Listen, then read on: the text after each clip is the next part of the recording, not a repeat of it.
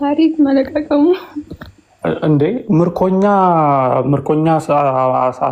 አማርኮ አምጥቶ ፊት ለፊት እያረዳችሁ እጃቸውን አስራችሁ ግደሏቸው ተብሏል ብለሽ ይሄንን ጀስቲፋይ ማድረግ ከባድ ነው ጀሚላ። እንደዛ ሳይሆን ቁም ነገሩ ግን ምንድነው? ይሄ ነው ጦርነቱ የተካሄደው፣ የተከሰተው ነገር ይሄ ነው። በቅርብ ቀን ስለሆነ ተመሳሰለብኝ። ይመሳሰላል አይደል? ከዛ በኋላ አብይ ሄዶ የትግራይ መሪ የነበረችውን ሚስት ወሰደና ለራሱ ደግሞ ልክ እሱ እንዳደረገው ነው በይ። አይ የሞቱት በጦርነቱ ነው ከቤተሰቦቿ። ከዛ በኋላ አይ በጦርነቱ አይደለም። ባሏን ምንድነው መሰለሽ ያደረጉት? መሐመድ ትዕዛዝ ይሰጣል። ምን የሚል ትዕዛዝ? ሀብቱ የዛ የከተማው ሀብት የት እንደደበቀ፣ ምክንያቱም የእሷ ባል አስተዳዳሪው የነበረው እሱ ስለነበረ የት እንደነበረ መረጃ እንዲሰጣቸው እንዲያሰቃዩት ይነግራቸዋል። ሰውየውን በጋለ ብረት እየተኮሱ አሰቃይተው መረጃ እንዲሰጣቸው የት ነው ሀብቱን የደበቃችሁት፣ የከተማውን ሀብት የደበቃችሁት የት ነው እያሉ በጋለ ብረት አሰቃይተው ከገደሉት በኋላ መሐመድ የዚች አዲስ ሙሽራ ነች። እንግዲህ አዲስ ሙሽራ ወሰዱ። ታዲያ ዘረፉ ነው እንጂ የሚባለው ወሰዱ አይደለም። ነብዩ ናቸው የወሰዱት እንዴ? ምንድን ይሄ የሚገርም ነው። እንዲያውም እዚህ ጋር ነው ጦርነት አይደለ? ከጦርነት የከተማውን ሀብት ወሰዱ። ጦርነቱን እንትን ካሉ በኋላ ከተቆጣጠሩ በኋላ ከተማውን። አዎ መሐመድ ነው እንደዚህ ያስደረገው። ይሄ ሰውዬ እንደዚህ በብረት እንዲተኮስ የተደረገው ሰውዬ የልጅቷ ገና አዲስ ባለው ገና መጋባታቸው ነው። ኦኬ አዲስ ሙሽሮች እያሉ ነው ባሏን ከገደለ በኋላ መሐመድ ለራሱ የወሰዳት። በ3 ቀን ውስጥ እንዲህ ሆኖ ቤተሰቧ ካለቀ በኋላ በ3 ቀን ውስጥ መሐመድ ከእሷ ጋር ትዳር ፈጽሞ ግንኙነት ፈጽሟል። ለዛ ነው ሰሃባው ምን ብሎ የተናገረው? እኔ በሰላም ታድራለህ ብዬ አላሰብኩም ነበረ። ቤተሰቧን ጨርሰ ከእሷ ጋር ስትተኛ የሆነ ነገር ለሊት ታደርጋለች ብዬ ፈርቼ ነበር ብሎ የተናገረው ለዛ ነው። አሁን ማለት ነው እንደዛ ያለው ሰሃባው እንደዛ ያለው እንዴት ማለት ነብዩ ምን ያህል ለሰው እምነት ያላቸው ነው እንዴት አመንክ የሚል ነው። ሌላው ደግሞ አላውቀውም ወላሂ ግን ጠይቄ እመጣለሁ። እሺ አሁን ደግሞ ወደዛ ወይ ጉድ እስኪ እሱን እኮ ይዛለሁ። ቅድም እኮ ጠይቃለሁ ብያለሁ። ግን ምን ያህል ለሰው እምነት እንዳላቸው ብለሽ እንደው ኧረ እንዴት እምነት ስልህ አሁን ጦርነት የተዋጋቸው ሰዎች መሀል ውስጥ መሆን እንግዲህ ማመን ነው። መሸከክ የሚባል ነገር አለ እኮ። በጦርነት ከፈጀሻቸው በኋላ የምትፈልጊውን ሴት መርጠሽ ከሴትዮዋ ጋር መገናኘት እምነት ነው? ወላሂ የጦርነቱ ምክንያት ሁሉም ነገር አሁን አንተ እንዳመጣው ስክሪንሾት አድርጌ ተመልሼ መጥቼ እና እንትን እንዳልሽ ጠይቂ። እንደዛ ይሻላል። ጠይቂ እና አድርጓል። ግን ይሄንን ነገር መሐመድ ምንም ጥያቄ የለውም እሱ ነው። ከዛ ባሻገር እንግዲህ ለእነ ዲያቆን እድል እንስጥና እንቀጥላለን። ልውጣ እንደተመቸሽ። እኛ ርዕሳችንን እንቀጥላለን። ዋናው ርዕሳችንም ይሄ ብቻ ነው።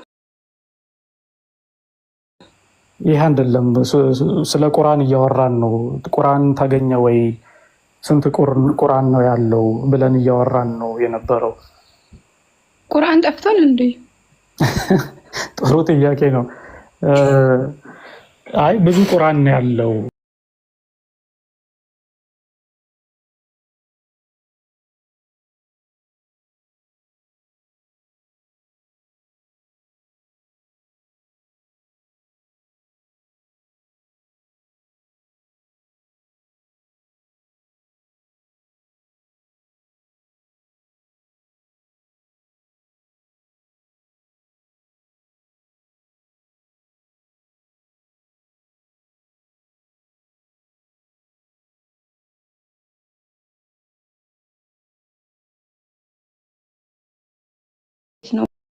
በሰባት አይነት የወረደው ብለዋል። ለምን የተለያየ እንትን ስላለ እንዲገባቸው ለራስሽ ገብቶሻል? ታይ ጀሚላ እነዚህ አሁን ይሄንን በደንብ የሚያውቁ ሰዎች መጠየቅ እንደዚህ አላውቅም። የትኛውን ቁርአን ነው የምታነቢው አንቺ ከነዚህ ውስጥ? እኔ አላነብም፣ የሰላትን ብቻ ነው የማውቀው። በምን በወጣሽ? ለምን ታነቢያለሽ? ነው ምልህ አረብኛ ማንበብ አልቀራም። ቁርአን ግን ሰግዳለሁ። የሰላትን አውቃለሁ። የሰላት ፋቲሃ ነው ልቅራለህ? እሺ እሺ ፋቲሃ ነው ማን ነው?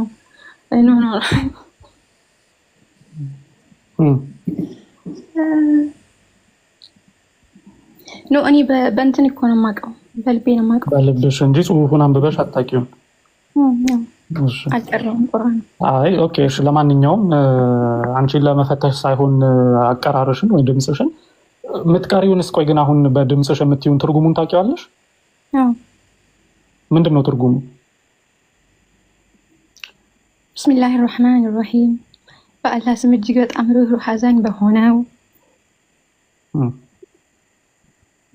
ኦኬ እሺ፣ ምን ልተርጉምልን እኮ የሚቀጥለውን። ለምሳሌ ፋቲሃ ላይ አልሐምዱሊላህ ረቢል ዓለሚን፣ አልሐምዱሊላህ ረቢል ዓለሚን ለአላህ ምስጋና ይገባው።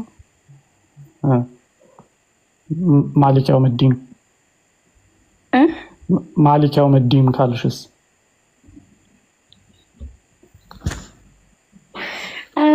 ኦኬ እሺ፣ ቁል አላህ አይደል ተርጉምልን እንዴ? ፋቲሃ እኮ ነው ይሄ። ማሊክ የውመዲን ብለሽ ትርጉሙን አታውቂውም? የስ ፋቲሃ ነው እኮ። እኔ ማበላሸት አላውቅም፣ ግን አውቀዋለሁ። ማበላሸት ግን አልፈልግም። የሚያውቁ ይሻላል። እሺ፣ ለማንኛውም ግን ጀሚላ ምን እያልን ነው መሰለሽ? ቁርአን አንድ ነው ብለው የሚነግሯችሁ ነገር ትክክል አይደለም። ይሄው እንደምትመለከቱ እኔ እጄ ላይ ዝም ብዬ እንኳን ተረት እኮ አይደለም። ይኸውልሽ እኛ ቅድምም ሐዲሱንም ሳወራ ማስረጃ እየከፈትኩ ነው ማሳየሽ። ይሄው እሺ፣ ቁርአን አንድ አይደለም። ይሄንንም ጠይቃለሁ። እሺ እሱማ አይ በሰባት አንቺ ራስሽ እኮ በሰባት አይነት ምናምን ብለሽ እኮ ሹክሹክ እያልሽ ብለሽኛል። አወራረዱ ነው አወራረዱ እኮ የሚመልሱልሽ እሱ አይ አቀራሩ አወራረዱ ምን አቀራሩ ይመስለኛል። አቀራሩ ሳይሆን የአቀራር ልዩነት የትርጉም ልዩነት ያመጣል እንዴ? ያመጣል።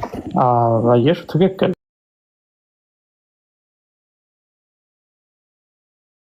ትርጉም ልዩነት አገኘ ትርጉም? አዎ የትርጉም ልዩነት አለው። ምን እና ምን? ይኸው ለምሳሌ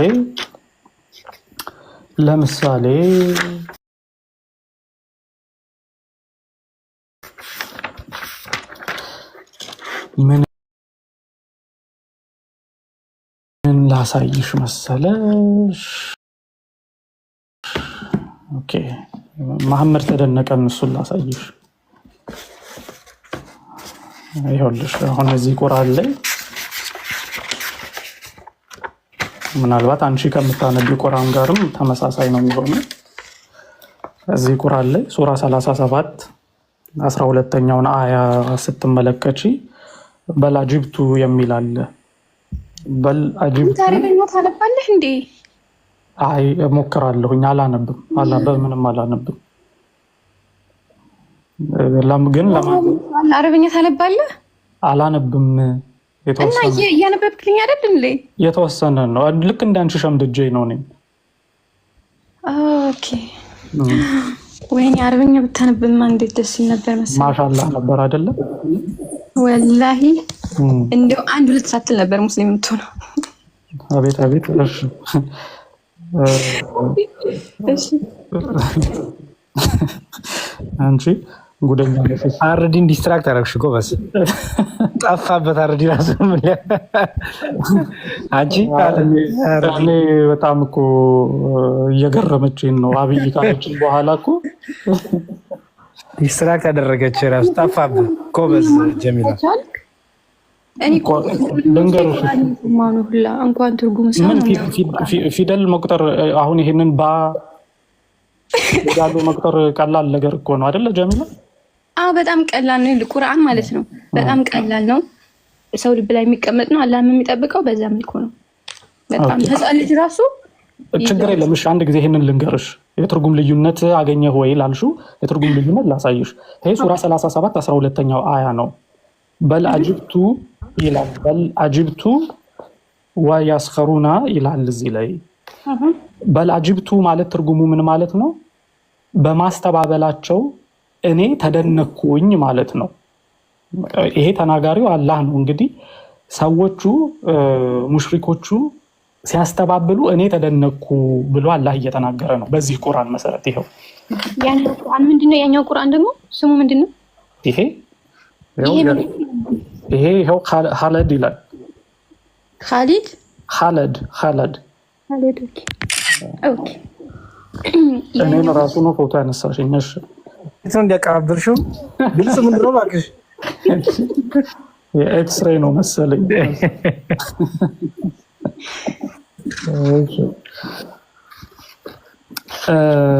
ሌላኛውን ቁርአን ደግሞ ለምሳሌ እዚህ ጋር አንዱን ልክፈተው። ይሄው ይሄንን ደግሞ ስከፍት ይሄንንም ራጃንሹ። እሺ እዚህ ላይ ደግሞ ሙሉ ነግሮ ነው የምታነሳ። ሙሉ የሚቀር ነገር የለም። ከፍ ነው የምታረጋግጥ። ታፈንጀዋለሽ። ኦኬ ሱራ 37 ለውጣና በዚህኛው ደግሞ 33 40 39 ይኸውልሽ እዚህ ደግሞ ይኸው ራሱ ሱራ ራሱ አያ ደግሞ ከፍቼልሽ ራሱ ሱራ ራሱ አያ እዚህ ጋር ደግሞ ምን ይላል? በል አጅብታ ይላል። አየሽ በል አጅብታ ማለት ደግሞ ምንድነው? በማስተባበላቸው አንተ ተደነክ እያለ ነው አላህ። ማንን? መሐመድን። ሙሽሪኮቹ በማስተባበላቸው አንተ ተደነክ። ስለዚህ በዚህኛው ቁርአን መሰረት እዚህ ክፍል ላይ በማስተባበላቸው አንተ ተደነክ ብሎ መሐመድን ሲናገረው፣ በዚህኛው ቁርአን ደግሞ እኔ ተደነኩኝ እያለ ነው አላህ። እዚህ ላይ አጅብቱ ነው የሚለው። አየሹ ይሄ በደማ ነው እዚህ ላይ ያለው አይደለታ? አልከኝም እንዴ? ኦኬ ታ በደማ ነው አይደል ያለው እዚህ ላይ? እኔ እንጃ እኔ አላውቅም እንዴ። ደማ ከስራን አታውቂም? እሺ እንዴት አድርገሽ ነው ታዲያ የምታነቢው ቁርአኑን? ሐፍዝ ነው በቀኝ። እሺ ችግር የለም። እዚህ ላይ ግን ለማንኛውም ይኸውልሽ እቺ እዚህ ላይ ያለችው እቺ ደማ ትባላለች። ይሄ ታ ነው ፊደሉ። እዚህ ላይ ደማ አለች። እዚህኛው ላይ ግን ስትመለከቺ ይሄ ታ ላይ ፈትሃ ነው ያለችው። ፈትሃ ትርጉሙን ትቀይራለች። እሺ ጣትህን አንሳው እንዴ ዳንሰው። ኦኬ እሺ አሁን የነዚህ ልዩነቶች ጠይቄ እመጣለሁ። እሺ እኔ በቃኝ። እሺ አመሰግናለሁ ለገስቱ። እሺ እህታችን ሰላም ቆይ። ጀሚላ አቤት። ሰላም እንዴት ነሽ? አልሐምዱሊላህ ደህና ነኝ። አለን ሁሉ ሰላም ነው። ተመስገን። ሙስሊም ነበርሽ ከመነሻውም ወይስ ክርስቲያን ሆነሽ ነው ሙስሊም ሆነሽ?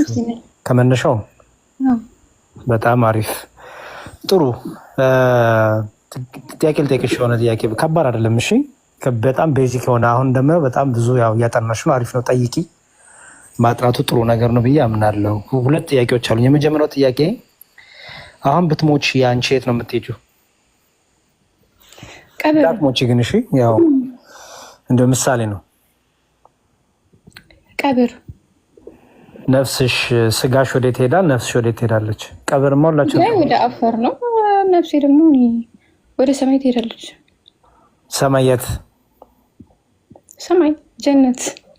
ጀነት ማለት መልካም ነገር ከሰራ ወደ ጀነት፣ መጥፎ ነገር ከሰራ ደግሞ ወደ ካንም። ከቂያማ ቀን ከፍርድ ቀን በፊት ነፍስ ወደ ጀነት ትሄዳለች፣ ትገባለች? እሱን አላውቅም። በእስልምናው ትምህርት እሱን አላውቅም፣ ግን መልካም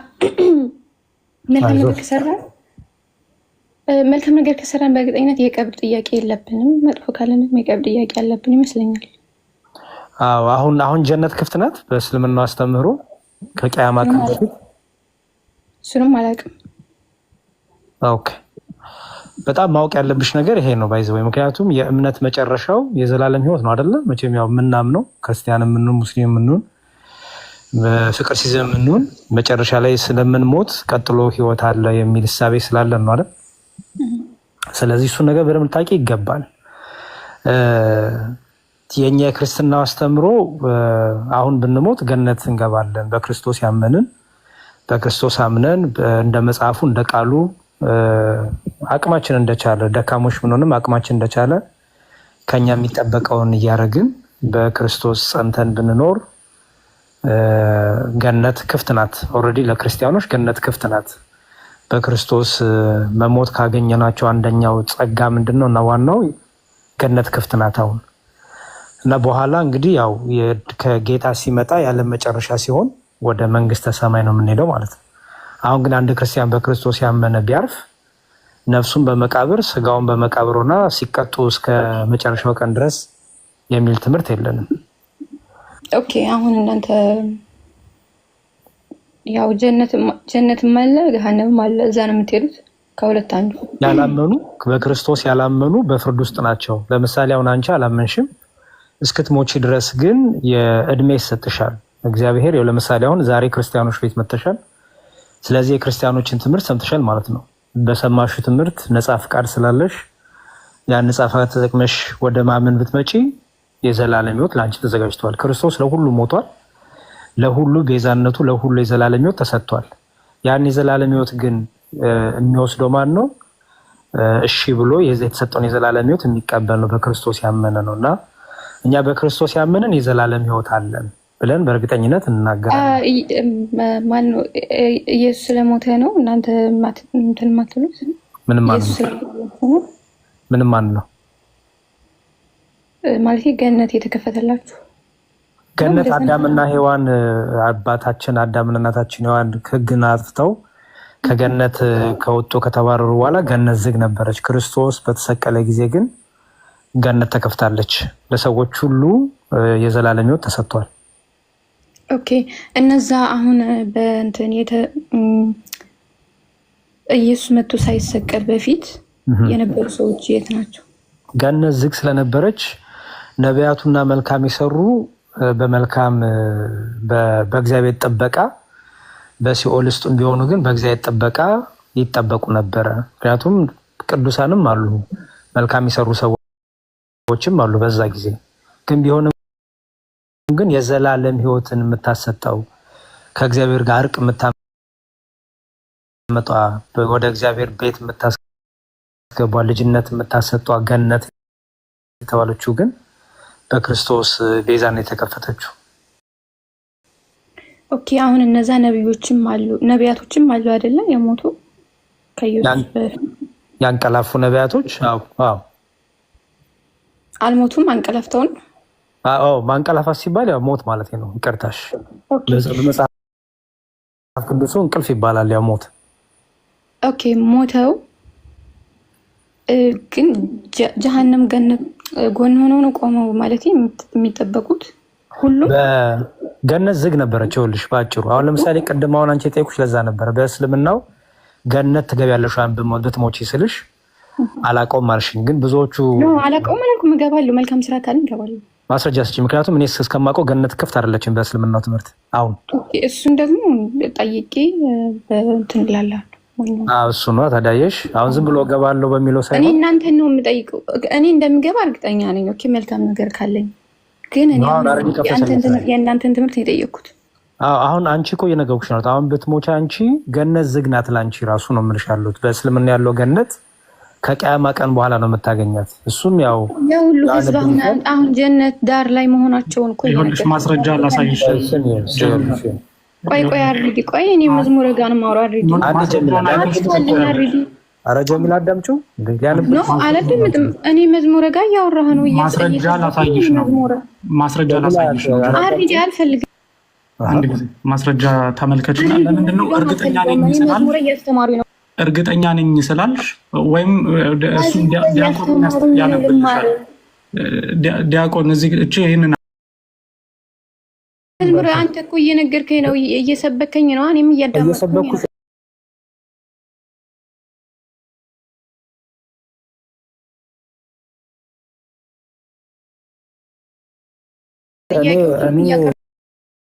ጥፋውና ካሜራው ለምን የሚጠፋው? ይኸውልሽ ቅድም ምን አልሽ? በእስልምናው አሁን በሞት ገነት እገባለሁ አልሽ። እሱ ደግሞ ትክክል አይደለም። ምክንያቱም የተናገርሽው ነገር አንቺ ዝም ብለሽ በየዋን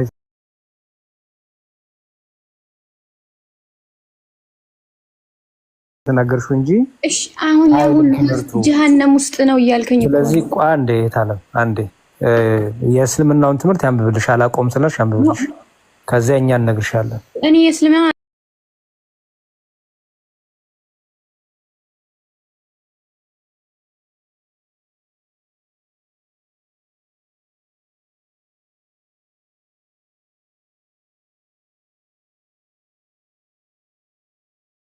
የሚወርደውን እንጂ ሌላን አልከተልም፣ እኔም ግልጽ አስፈራሪ እንጂ ሌላ አይደለሁም በላቸው ይላል።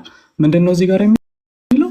በእኔና በእናንተ ምን እንደሚሰራ ምን እንደሚጠብቀን ምን እንደሚያጋጥመን ወደፊት አላውቅም እያለ ነው። እሱን ኢብን ከሲር ሲያብራራ ምን ብሏል መሰለሽ? ይኸው በተፍሲሩ ላይ ኢብን ከሲር ምን አለ መሰለሽ?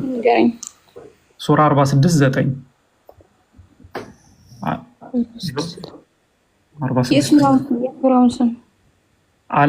አህቃፍ አህቃፍ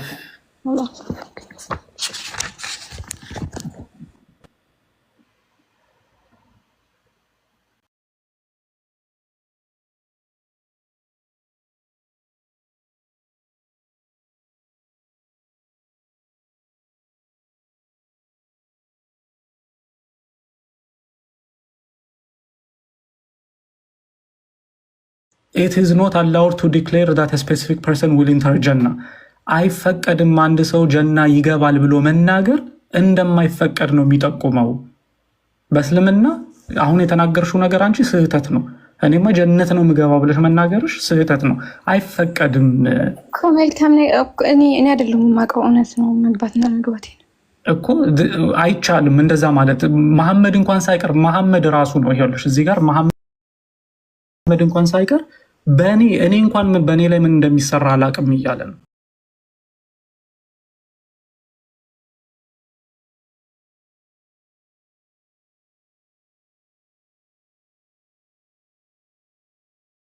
እና በእናንተ ይኸው በእኔና በእናንተ ምን እንደሚሰራ አላውቅም ነው እንጂ ያለው ቁርአኑ። የጀነት ከፋሽ ነው ተብሎ የተነገረው ሐዲስ ላይ ነው።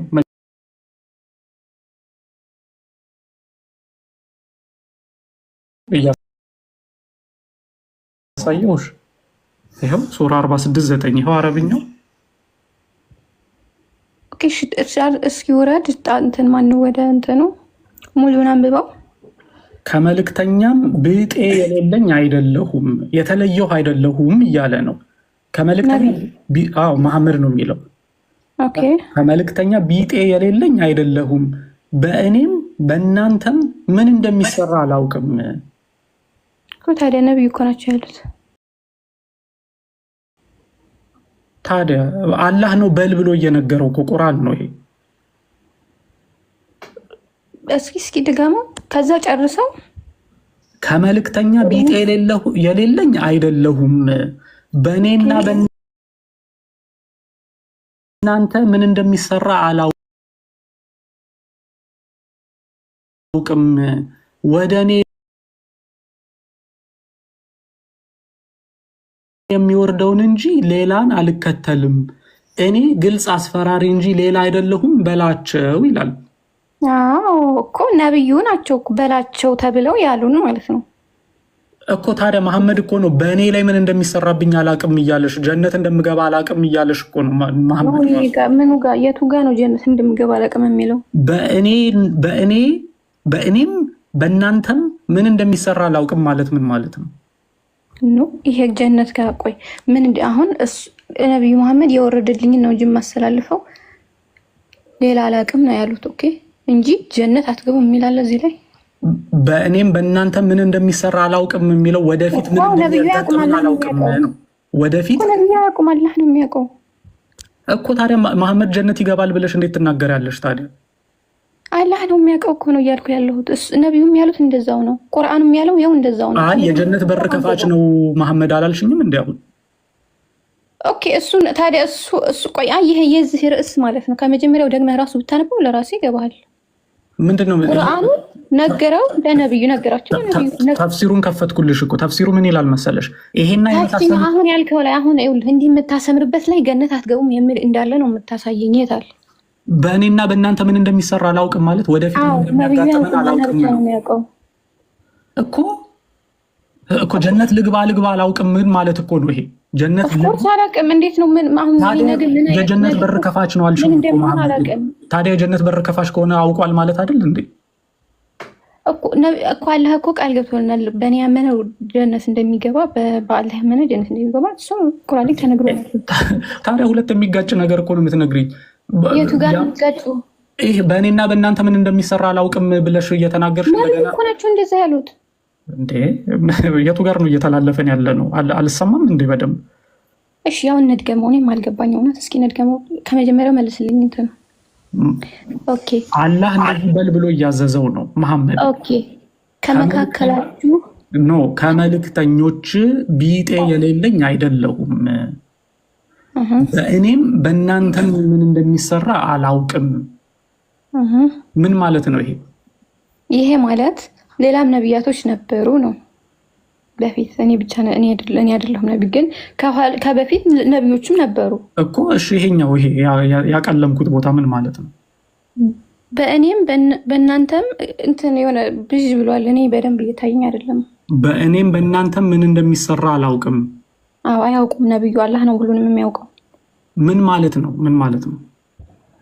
ምን እንደሚሰራ ነቢዩ የተባሉትን ነው እንጂ የሚያደርሱት የሚሆኑን አያውቁም። መክፈቻ በር ሳላህ አስገቡኝ እያላችሁ ነው። ሳላህ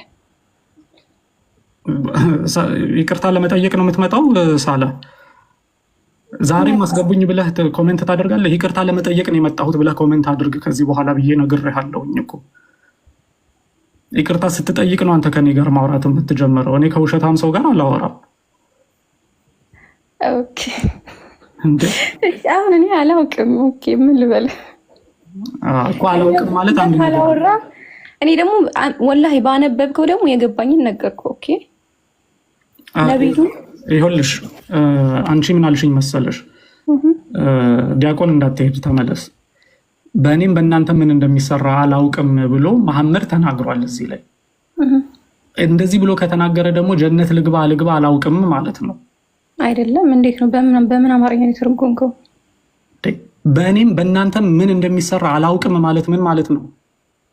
አላውቅም ማለት ጀነት አትገቡም የሚለው የት አለ?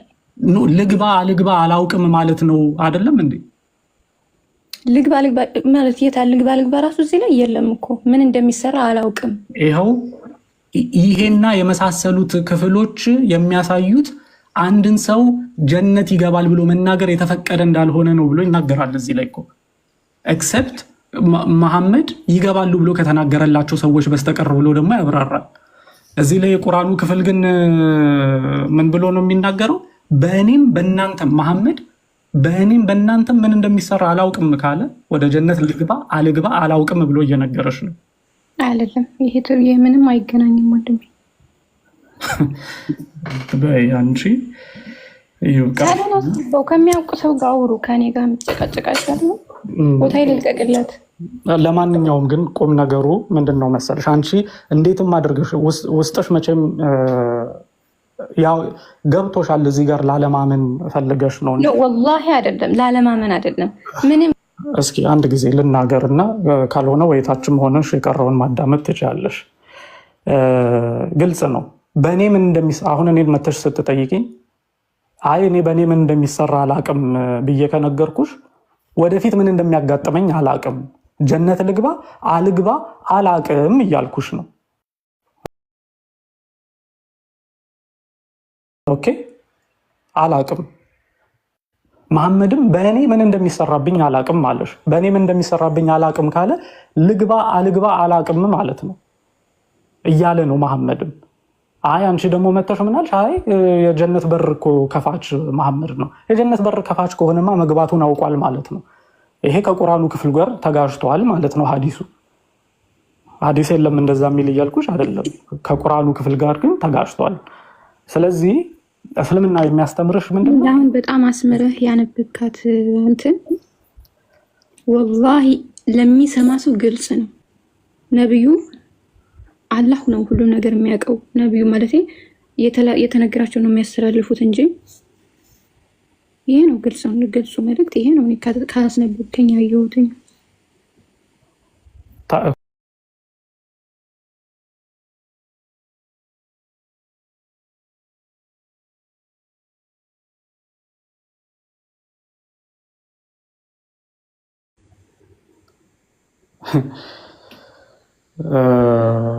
ለማንኛውም ጀሚላ ሳላህ መጀመሪያ እፈር። ኮሜንት ላይ ራሱ መተህ እንደዚህ ኮሜንት ስታደርግ በጣም ያስጠላል። በእውነት ማፈርን ተማር መጀመሪያ። ኦኬ አሁን እኮ እሱ ገብቶ ሊመልስ ነው። ያለበለዚያ ብቻችሁ ነው የምትሆኑት። እኔም አላውቅም። ሰላም ማለክ እንዴት ነው? ጀሚላ ወጣች እንጂ ብትኖር ነቢዩ ጀነት ለመግባት እኮ ገና ክርክር ይጠብቃቸዋል። እና 3930 ቅድም የተናገርኩት ለዛ ነው። አንተም ሟች ነህ እነሱም ሟቾች ናቸው ይለና የውመል ቂያማ ቀን ግን ክርክር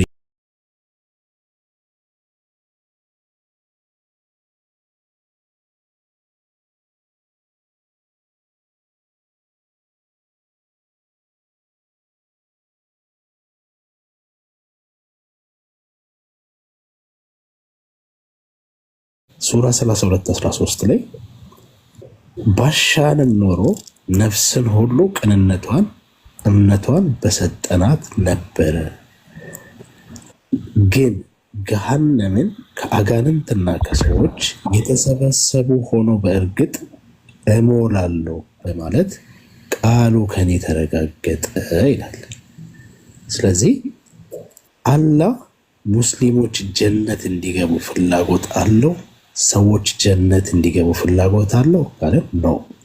ለምን እኔ ብሻ ኖሮ ሰውን ሁሉ ቅንነቱን እምነቱን በሰጠሁት፣ ግን ያን አልፈልግም። ለምን ጀሃነም የግድ መሙላት አለባት፣ ቃል ኪዳን ተገብቶላታል የሚል ሀሳብም አለ። ግን በነቢዩ ዙሪያ ግን በደንብ ምንም የማያሻማ ሀሳብ ያለው የውመል ቂያማ ቀን ሟች ነው፣ አሁን ሞቷል። የውመል ቂያማ ቀን ደግሞ ጥያቄ እንዳለበት ክርክር እንዳለበት 3930 በደንብ ይናገራል። ይችን ለመጨመር ያክል ነው። ቅድም ደግሞ ሌላ ያለችው ቁርአን ተጠብቋል። ቁርአን ስለ ቁርአን እያወራ ስላለ አላህ ቁርአንን የሚጠብቀው እኮ ለዛ ነው ብላ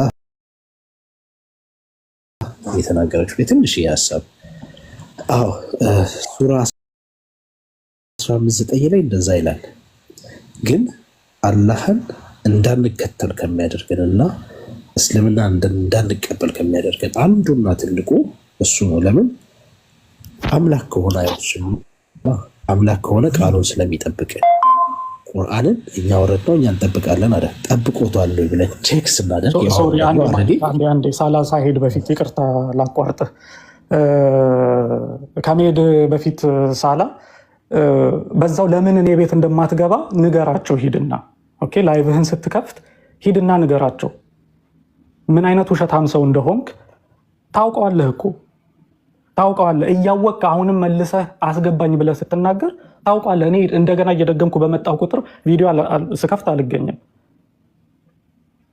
አዎ ይቅርታ በቃ አጥፍቻለሁኝ፣ የዛን ጊዜ ተሳስቻለሁ፣ ይቅርታ እንለፈው ከዛ ስትል ከዛ በኋላ እንቀጥላለን። እኔ ጋር ማንም ሰው አጭበርብሮ ማለፍ ስለማይችል ነው። እኔ ጋር መጥተህ ብልጥ ልሁን ብለህ ስትሞክር አይሰራም። ኦኬ አይሰራም። ብልጥ አትሆንም። እዚህ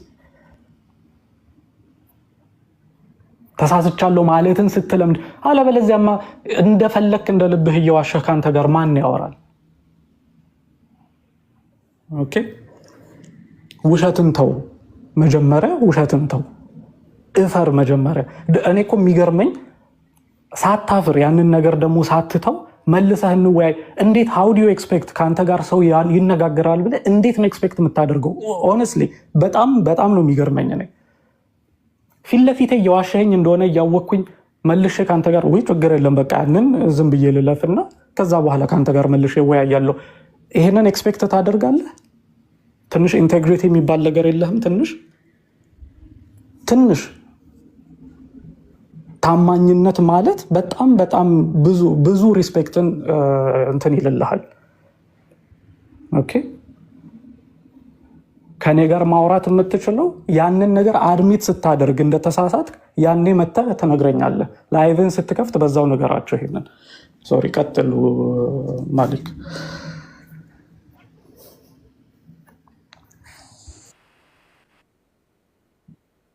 የሚጠብቀው ቁርአን እኛ አውረድ ነው እኛ እንጠብቀዋለን ያለው እንግዲህ አረዲ በአይነት ብፌ የሆነ መጽሐፍቶችን ይዘው መጥተው እንግዲህ ይሄ ሁሉ ስተት ባልተገኘበት የሚጠብቀው ከሆነ ስለዚህ አምላክ ከሆነ ዋሽቷል። ስለዚህ እሱን መከተል ተገቢ አይደለም። በፍየል ተበልቷል ቁርአን። ስለዚህ አምላክ አይዋሽም፣ እሱ ዋሽቷል፣ ልንከተለውም አንችልም። በእሳት ተቃጥሏል፣ አምላክ አይዋሽም፣ በእሳት ሲቃጠል ደግሞ ሊጠብቀው አልቻለም። ቀሪያቶች ብዙ ቀሪያቶች ደግሞ በጦርነት ውስጥ ቁርአኑን ይዘው ከአፈር ጋር ተቀላቅለዋል። ስለዚህ አልጠበቀውም ለማለት ነው። ሌሎችም ያው ሌላም በጣም ብዙ አለ። በሰው እጅ የተጨመረበት የተቆረጠ የተቀጠለ አረዲም እዚህ እየወጣ የሚያሳየው ሱራ 15-19 አላህን በጣም ያስዋሸና አላህን ሰዎች እንዳይከተሉት ከሚያደርጉት አንደኛው የቁርአን ክፍል እሱ ነው ብዬ ስለማስብ ነው። ቀጥሉ። አርዲ እናመሰግናለን። ያው ዲስትራክትድ አትሁን ሀሳብ እንትን ለማለት ነው። እኔ ቅድም እህታችን የጠየቁበት ምክንያት አለኝ።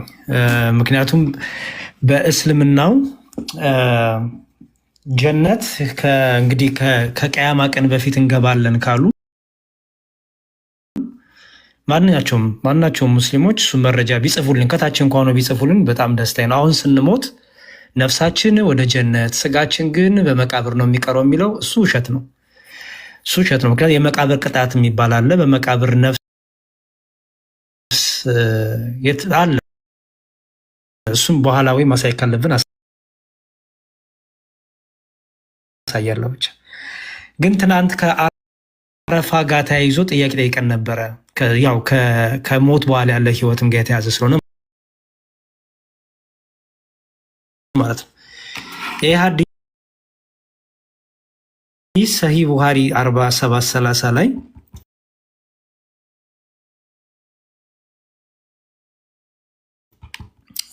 ያው አረብኛው ለሚፈልግ አይ ቲንክ ሙስሊሞች ከታች ስላሉ አረብኛውንም እንዲያነቡት ቆይ እንደዚህ ላድርግላችሁ። ሰው እኔ እንግሊዘኛውን ላነብ ስለሆነ ይታያል አይደለ? አርዲ ይታያል። ኦኬ ጥቂት ደቂቃ ልስጣቸውን ያንብቡና ከዛ እንግሊዘኛው እናነባለን። ይሄ ሐዲስ እንግዲህ የሚያወራው ምንድነው? ስለ አንድ ስለሚታረድ በግ ያወራል። በቂያማ ቀን ስለሚታረድ በግ፣ ያ በግ ካልታረደው ሙስሊሞች የዘላለም ህይወት አያገኙም እና በዛ በግ ውስጥ ሆኖ የሚታረደው ደግሞ ሞት ነው። ሞት በግ ሆኖ ይመጣል ማለት ነው። ያው አረብኛ ለምትችሉ ሙስሊሞች ያው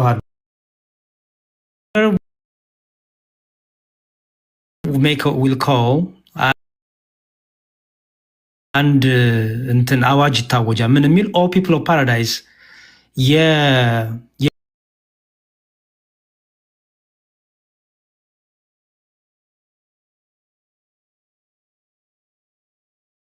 የገነት ሰዎች ይባላሉ። አዋጅ ይጠራል። thereupon they will stretch their necks and look carefully ከገነቱን አንገታቸውን ወጣ አድርገው ብቅ አድርገው ይመለከታሉ። the caller will say የአዋጅ የተናገው ይላል do you know this ይላቸዋል። ወደ በጉ እየጠቆመ ይሄን ታውቁታላችሁ ይላቸዋል። they will say yes this is death ይላሉ። አዎ ይሄማ ሞት ነው ይላሉ። እንግዲህ የሚታይ ነው ሞት ማለት ነው። ኦኬ ሞት ነው ይላሉ። የትኛውን እየጠቆሙ? በጉን እየጠቆሙ ማለት ነው። ያ ነጭና ጥቁር ከለር ያለውን በግ እየጠቆሙ by then all of them will see it በዛ ጊዜ ሁሉም ያውታል።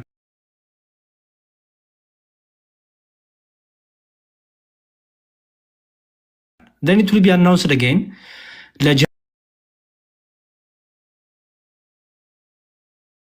ወዳሉ ሰዎች ደግሞ አሁንም ጥሪ ይደረጋል። ምን የሚል all people of hell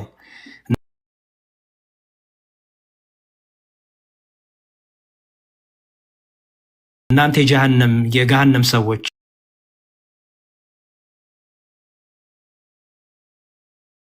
ሲባሉ they will straight their necks and looks carefully አንገቶቻቸውን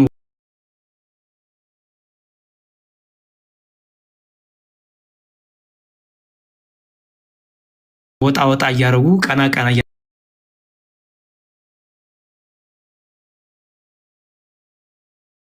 ያደረጉ ያሉ ለእነሱም the same ጥያቄ ይጠይቃል። the call we say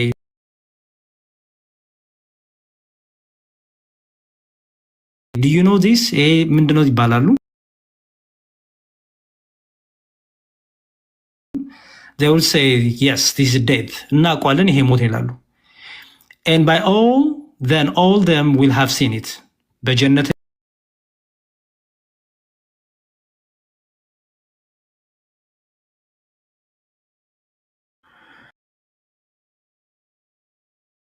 ሞት በክርስቶስ ሞት ተገሏል። በመስቀሉ ክርስቶስ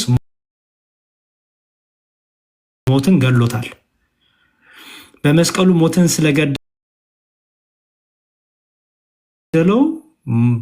ሲኦል ሆይ ሞት ሆይ ሞገት አለ ሲኦል ወይ ድል መንሳት ሽታለ እያልን ዘመርን። በክርስቶስ ሞት ሞታችን ተገደለ። በመስቀል ላይ ሞታችን ተገደለ። ሞታችንን ደግሞ ገሎ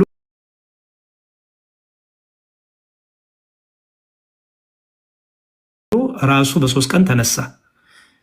ሞታችን ድል ተደረገ ማለት ነው። ስለዚህ እኛ ክርስቲያኖች በእኛ ላይ ምን የለም? ሞት የለብንም። ሁለተኛ ሞት አያገኘንም። ኦኬ ኦልሬዲ የዘላለም ሕይወት ተሰጥቶናል።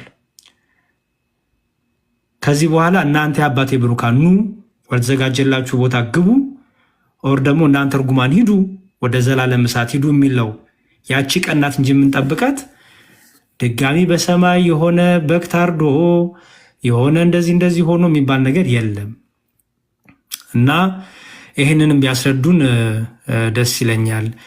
አንድ ሙስሊም ሲሞት ደግሞ አሁን አንድ ሙስሊም ዛሬ ቢሞት የስጋና የነፍሱ ጉዳይ እንዴት ነው የምትሆነው የሚለውን በመቃብር ውስጥ ያለውን ነገርም ቢያነሱልን ደስ ይለኛል። ይሄን ለማለት ነው። ጊዜ ይስጥልኝ። ያው ከገቡ ሞር እያሰፋ ነው እንሄዳለን። ጊዜ ይስጥልኝ። እሺ ዲያቆን እናመሰግናለን። ያው ግልጽ ነው ክፍሉም ቅድም ያነሳነውም ክፍል ቢሆን አሁን ያነበብከውም ቢሆን ያው አሁን ያነበብከውም በተለይ ሙስሊሞች ከገቡ ገብተው ማብራራት ይችላሉ። ቅድም ስንነጋገርበት የነበረው በግልጽ እየተናገረ አይ እኔ ሌላ ሐዲስ ላይ እየተናገረው ነገር ነው የሚሻለኝ ብሎ መከራከር ተገቢ አይደለም። ክፍሉ ላይ ግልጽ ነው። በእስልምና አንድ ሰው እንኳንና ትልቅ ሰው አይደለም ገና የተወለደ ህፃን ልጅ እንኳን ኃጢአት ያልሰራ ህፃን ልጅ እንኳን ጀነት ነው የሚገባው ብሎ መናገር ትክክል እንዳልሆነ መሐመድ የተናገረበት አለ። ገና የተወለደ ህፃን ልጅ ኃጢአት ሳይሰራ አይሻ ምን አለች?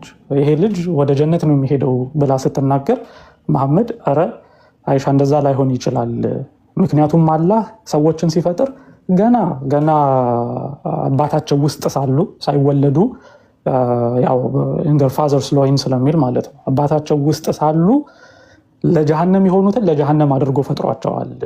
ለጀነት የሆኑትን ለጀነት አድርጎ ስለፈጠራቸው አንድ ሰው ገና ኃጢአት ሳይሰራ ቢሞት እንኳን ጀነት ነው የሚሄደው ብሎ መናገር አይቻልም ብሎ ተናግሯል። እንኳን ትልቅ ሰው ይቅርና ትልቅ ሰው ደግሞ ይኸው ቁርአኑ በግልጽ በእኔም በእናንተም ምን እንደሚሰራ አላውቅም ብሎ አስቀምጧል ማለት ነው። ያው ቁርአኑ ብለን እንናገራለን እንጂ መቼም የትኛው ቁርአን የሚለው ነበረ ዋናው ርዕሳችን ስናወራበት የነበረው። እስልምና መሰረቱ የተመሰረተው በምን ላይ ነው? በቁርአን ላይ ነው። ለመሐመድ የተሰጠው ብቸኛ ተአምር ሐዲሳቶቹ ተረት ተረቶች እንደሚነግሩን ሳይሆኑ ብቸኛው ለመሐመድ የተሰጠው ተአምር ቁርአን ነው የሚባለው። ኦኬ አንዳው ሐዲስ ላይ ከቁርአኑ በተቃራኒ ቁርአን ላይ እኔ ግልጽ የሆንኩ አስፈራሪ ብቻ ነኝ እንጂ ተአምር አድርግ ሲባል ማለት ነው መሐመድ ግልጽ የሆንኩ አስፈራሪ ነኝ እንጂ ተአምር ለኔ አልተሰጠም ብሎ ሲናገር ነው የምንመለከተው እንጂ ተአምር አላደረገም። ስለዚህ ለመሐመድ የተሰጠው ተአምር ቁርአን ነው። ቁርአን ከሆነ ደግሞ ተአምሩ የትኛው ቁርአን የሚል ጥያቄ ያስነሳል። ለሙስሊሞች በተደጋጋሚ አንድ መጽሐፍ ነው ያላችሁ እየተባለ የሚነገርበት ምክንያት ለምንድን ነው? ለመሐመድ የሆነ የወረደ አንድ መጽሐፍ አለ ተብሎ ስለተነገረ የአላህ ቃል የያዘ ቃል በቃል የተናገረውን አላህ ተብሎ ስለተነገረ ብለው ይናገራሉ። ታዲያ ከዛ ውስጥ እንደዛ ከሆነ የትኛውን መጽሐፍ እዚህ ጋር ለምሳሌ ከተቀመጡት ውስጥ የትኛው መጽሐፍ ነው ለእናንተ ከአላህ ቀጥታ ተሰጠው የተባለው? የትኛው ነው? እነዚህ እንግዲህ ይሄ ሁሉ ከቃጠሎ ከፍየል መበላት ከመሰረዝ ከመደለዝ የተረፉ ናቸው እነዚህ። ኦኬ በጣም ስፍር ቁጥር የሌላቸው ነበሩ። ቁርአኑ ውጥንቅጡ ከመጥፋቱ የተነሳ የትኛው ትክክለኛ ነው የሚለውን ለመወሰን እነዚህን ሰብስበው በቃ እነዚህ ሁሉ በስፋት ስለሚነበቡ በስፋት እነዚህን ትክክለኛ እናድርግ የሚል ሐሳብ ውስጥ ተገባ እንጂ መጀመሪያ ላይ ያው አንድ መጽሐፍ ዛሬም ላይ ሙስሊሞች ያላቸው አመለካከት አንድ በቃ ሁሉ ነገር ተመሳሳይ የሆነ ከአንደኛው ሱራ እስከ 114ኛው ሁሉ ነገር ተመሳሳይ የሆነ ዓለም ላይ ሁሉ ብትሄዱ እንዲህ ብለው የሚነግሯቸው ለምንድን ነው? አንዲት ፊደል እንኳን ከተቀየረ ችግር እንዳለው ስለሚገባቸው ነው። ለዛ ነው አሁን ልዩነቶች ሲያዩ ሙስሊሞች አንተ ጽፈኸው ነው፣ እስራኤሎች ጽፈውት ነው፣ አሜሪካኖች ጽፈውት ነው እያሉ ግርግር ውስጥ የሚገቡት ማለት ነው። እውነታው ግን ምንድነው? እነዚህ ሁሉ መጽሐፍቶች በእስልምና ለዚያውም በሱኒ ሙስሊሞች ሺያዎችም አይደሉም። ሺያዎች እንኳን ብላችሁ እንዳታሙ። በነገራችን ላይ ሺያዎች እንኳን አሳተመውት ቢሆን ኖሮ ይሄንን ስቲል ችግር ነው። ለምን? እነሱም ይሄ ነገር ከመሐመድ ነው የመጣው ስለሚሉ ማለት ነው። ግን ይሄ ሱኒዎች ያሳተሙት መጽሐፍ ሆኖ ግን ልዩነት ያለባቸው ውስጣቸው የትኛውን ዑትማን እነዚህን መጽሐፍቶች ሲያቃጥል አንድ መጽሐፍ ለማስቀረት እንደሆነ ሐዲስ ወጥቶች ላይ ይናገራል፣ የታሪክ መጽሐፎች ላይ ይነገራል። አንድ መጽሐፍ ግን በንባብ ደግሞ ስለቀጠለ ዑትማን ካቃጠለ በኋላ መጽሐፍቶችን ከ300 ዓመት በኋላ ስቲል ሙስሊሞቹ ጭቅጭቅ ውስጥ ናቸው። የትኛው ነው ትክክለኛው አነባበብ በሚል እነዚህ በ10ኛው መቶ ክፍለ ዘመን ከተወሰኑት መጽሐፍቶች ውስጥ ነው ከተወሰኑ መጽሐፍቶች ውስጥ መካከል ናቸው። እነዚህ እስከ 10ኛው መቶ ክፍለ ዘመን ድረስ ሙስሊሞች ክርክር ላይ ናቸው የትኛው ነው ትክክለኛ እያሉ ዛሬ እንደሚነግሩን እንደ ኦሪጂናል ማኒስክሪፕት እኮ በርሚንጋም እኮ እያሉ እንደሚዋሹት ሳይሆን መሐመድ ከሞተ ከ300 ዓመት በኋላ ስቲል ሙስሊሞች የትኛው ትክክለኛ ቁርአን እንደነበረ ክርክር ያደርጉ ነበር። ይሄ ነው አነባበብ፣ ይሄ ነው። ለዚያውም አንዳንድ አነባበብን የሚያነቡ ሰዎች እንዲገረፉ ሁሉ እየተደረጉ እንዲገረፉ የነ ኢብን መስዑድን የሚያነቡ ሰዎች የነ ኡበይ ብን ካዕብን የሚያነቡ ሰዎች እንዲገረፉና ይቅርታ እንዲጠይቁ ይደረጉ ነበር በእስልምና። ዝም ብሎ የተራ ሰሃቦች ሁሉ አይደለም። በነገራችን ላይ እስልምና ላይ አሉ የተባሉ የቁርአን መምህራን የነሱን ቁርአን ማንበብ ለግርፋት ያስደርግ ነበር። ለምንድን ነው የነሱ ቁርአን እንዳይነበብ የተፈለገበት ምክንያት የትኛው ነው?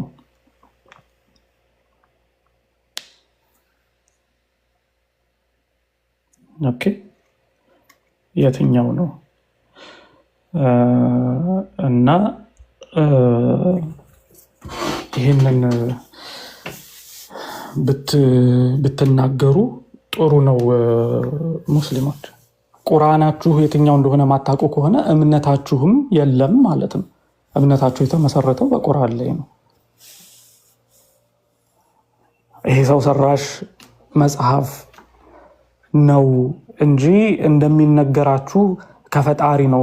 ከፈጣሪ ስለሆኑ ያሬድ ቅድም ያነሳ ነጥብ አለ። ህይወት ሞት እንደ በግ እንደምታረድ የሆነ ሀዲስ አምጥቶ ያሳየው እና ቁርአን ላይ ምን እንዳለ ላስነብባችሁ። ትክክል አይደለም አዲሱ ወይስ? ትክክል ነው አዲሱ። ኦኬ፣ በበግ መልክ የሚመጣው ማን ነው? በጎ ነው የሚመጣው ማን ነው? ሞት ነው በበግ መልስ የሚመጣው። እሺ፣ እሱ በጉ ሳይታረድ ትልቁ ላይ በጉ ሳይታረድ የዘላለም ህይወት ታገኛላችሁ? እናገኛለን። ትልቁ ላይ አድርገኝ። ከመታረዱ በፊት እሺ፣ ትልቁ ላይ አድርጉ። ታረዲ እችላለሁ እኔ አርዲ አለ። ኦኬ፣ እሺ። ሱራ ስንት ነው የምታነበው ወንድማችን? እሺ፣ ችግር የለውም። ኦኬ፣ አላህ ሱብሃነሁ ወተዓላ 67 ነው። ሱራ 67 ምዕራፍ 2 ላይ አልበቀራ። እሺ፣ 267 ያ ሱራ 67 ላይ ነው። አላህ ሱብሃነሁ ወተዓላ ምን ይላል መሰለ?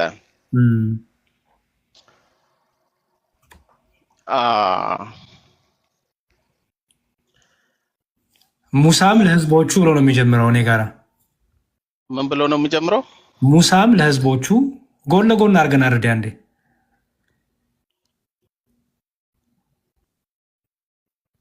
ስክሪንሻት ነው እንደዚህ የመጣው። እንደሱ ከሆነማ ትቸገራለህ። ራሱን ለምን አከፍተውን ቁርአኑን?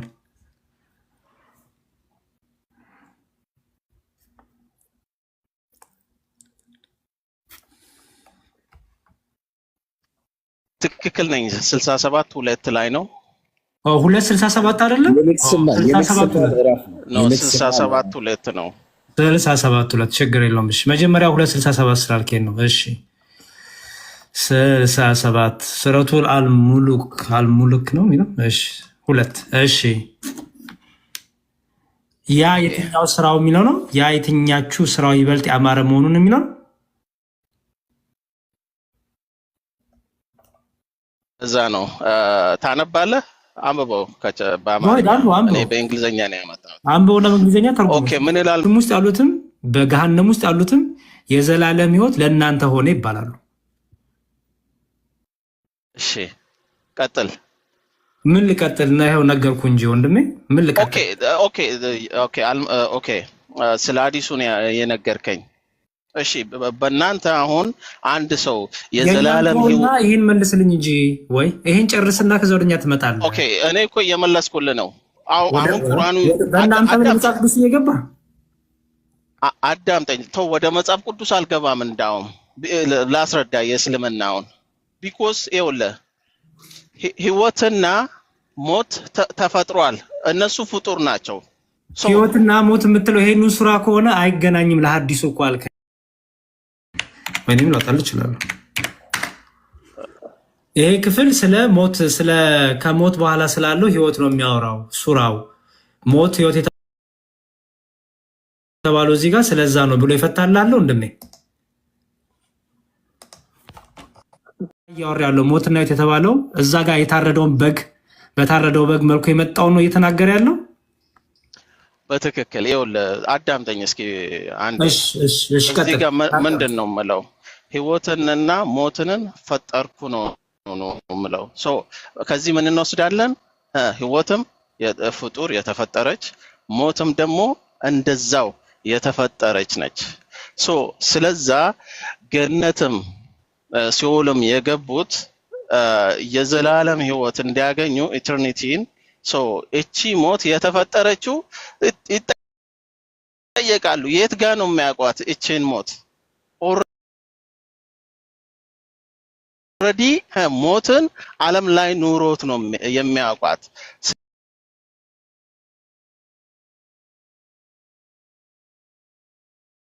ስለዚህ ያው ዛሬ ያ የፈጠርኳት ሞት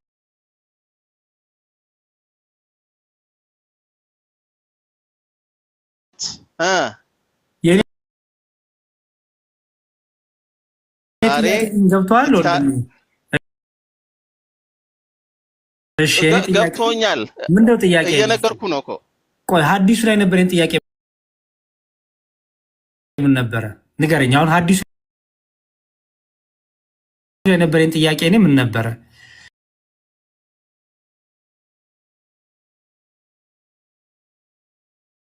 እኔ የነበረኝ ጥያቄ ልንገርህ። ሞት በበግ መልክ አንድ ስማኝ ፕሊዝ ጥያቄን። ሞት በበግ መልክ መጥቶ ሳይታረድ የዘላለም ሕይወት አላችሁ ወይ እናንተ? ያመናችሁ እናንተ ያላመኑት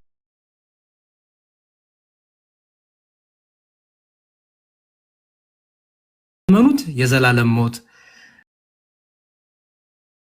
ማለት በሲኦል ያሉት እናንተ ደግሞ በጀነት ያላችሁ ደግሞ የዘላለም ሕይወት በጉ ከመታረዱ በፊት ታገኛላችሁ ወይ ሳታገኙ ነው? ጥያቄ ነበር። እሱ ሌላ ፓርት ነው። እሱ ነው ከኔ ጥያቄ ወንድሜ፣ ምንም ፓርት አይደለም። እሱ ነው እኮ ሌላ ፓርት ነው። አንድ ሰው አዳምጠኝ እስኪ በትክክል አንድ ሰው ገነት ለመግባት ቢኮዝ አንተ ነው እንደዛ የምትረዳው አዳምጠኝ የዘላለም ሕይወትን ወደ ገነት በመግባት ነው የዘላለም ሕይወትን የምታምነው። እሺ አንድ ሰው ኦኬ የዘላለም ሕይወትን ዲፋይን አድርገው እስኪ አንተ። ለምን ዲፋይን አደርጋለሁ? አንተ ዲፋይን አድርገህ በእስልምናውና በሐዲሱ አድርገህ ኢተርኒቲ የተባለው የዘላለም ሕይወት የተባለውን በጉ ባይታረድ ታገኛላችሁ ወይስ አታገኙም? ኦኬ አዳምጠኝ አንዴ ያሬድ። የዘላለም ሕይወት ሲባል እስኪ ላውራ፣ ጠብቀኝ አንዴ። የዘላለም ሕይወት ሲባል አንድ ሰው ወደ ገነት ገብቶ ስደሰት ነው። አንድ ሰው ወደ እሳት ገብቶ በእሳት እየተቃጠለ የዘላለም ሕይወት አገኘ አይባልም።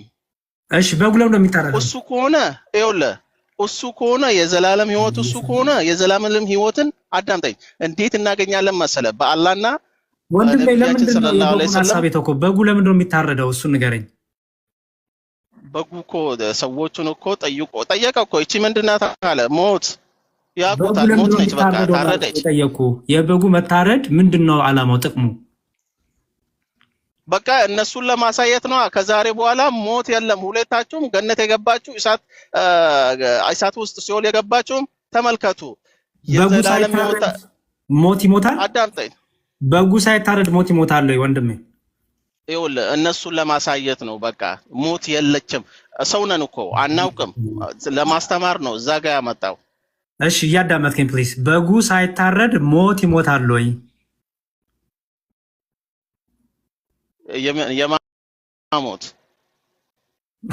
የማሞት ሞት ሳይታረድ ሞት ይሞታል ማለት ምን ማለት ነው? መታረድ አለበት። በቃ ሞት የለም ለማለት ነው እንጂ መምህር ጊዜ እየገደለ ነው። ሰው ያስተምር ነገር ነው። እርስዎ ቀጥሉ። እሱ ወይም ሚውት አድርጎ ያዳምጥ። በቃ የሌላውንም ሰዓት እየገደለ ስለሆነ ወይ ሌላ ሰው ገብቶ እንግዲህ ሀሳብ ካለ ይመልስልኝ። አርዲ አይሻልም?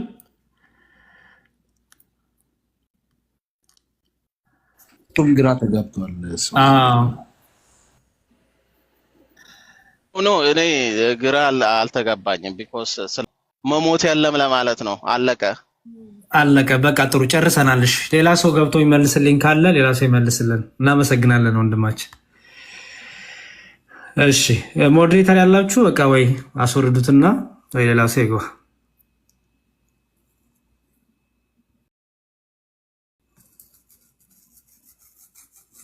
አርዲ ቀባን እንጂ ሹመን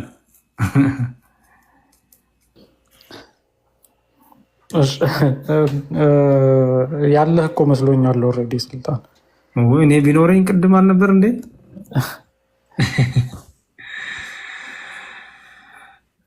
እሺ ጥያቄው በጣም ግልጽ ነው። ጥያቄን ገብቶታል። መጀመሪያ ያመጣው ሱራ የሚያስኬደው መስሎት ነበረ፣ ግን አይደለም ማለትና መልሶ ደግሞ እኔ እያወራ ያሉ እዚህ ጋር ስለሚታረደው በግ ነው። እዚህ ጋር የሚታረደው በግ ባይታረድ ኖሮ ሞት ተገሎ የዘላለም ሕይወትን ታገኙ ነበር ወይ ነው። እስከዛ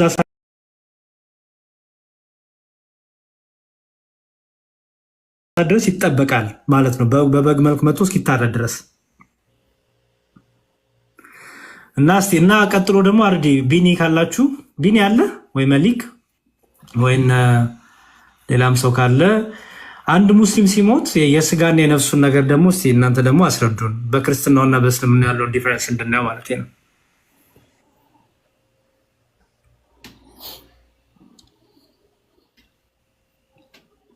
ይገርማል ግን የቤዛነት የበጉን ነገር እንዴት ትዊስት እንደተደረገ አያድን አረዲ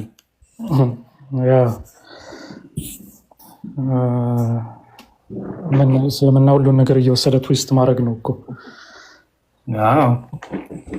አባታችን የሚለው ጸሎት ራሱ የሆነ ሀዲስ ላይ አንብቤ አባታችን ብሎ አይጀምርም። በእርግጥ ግን ሌላ ወርድ ግን አንድ አይነት ወርድ ነው። እሱ ነገር አይተዋል ከዚህ በፊት የትኛው ጸሎት አባታችን ነው? የኛ ለአባታችን የሚለውን ጸሎት አባታችን ብሎ አይጀምርም፣ አምላካችን ብሎ ይጀምራል። እና አንድ አይነት ወርዲንግ አለው። በጣም የሚገርም ቆይ ካገኘው ታሳያለሁ። የእስልምና ኦሪጂናል የሆነ ነገር በውስጡ በጣም ጥቂት ነገሮች ናቸው። እነሱም መልካም ነገሮች አይደሉም። ከሁሉም እምነት የሰበሰቡትን ነገር አንድ ላይ አጠራቅመው አምጥተው እምነት አድርገው ሰሩት እንጂ ሁሉም ነገር እስልምና ላይ ያሉ የሚባሉትን ነገሮች በብዛት ስትመለከቱ ከዛ ቀደም ሌላ እምነት ውስጥ የሚገኙ ከክርስቲያኖች፣ ከይሁዶች፣ ከዞራስትሪያኖች፣ ከጣዖት አምላኪያን፣ ከህንድ አምልኮቶች፣ ከሂንዱ